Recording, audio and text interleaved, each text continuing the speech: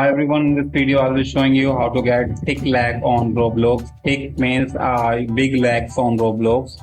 So you just need to go to, first of all you have to go to in head and body, and first of all you have to be in customize, and now go to head and body, and now you have to go to, first of all you have to go to this right leg, right and left leg. First of all let's go to left leg, and whatever the leg is selected you just need to unselect that one. Similarly you have to go to right leg, and again you have to unselect the one that has been selected.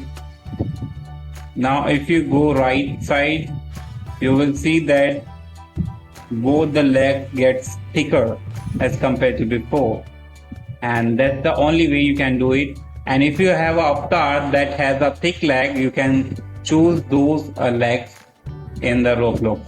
Like this one, this has a thicker leg, so you can choose this one as well. Similarly, you can choose the go to the left leg and choose the similar leg that you have.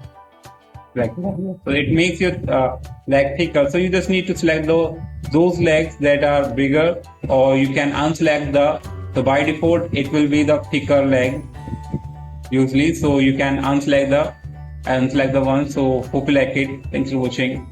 Bye bye.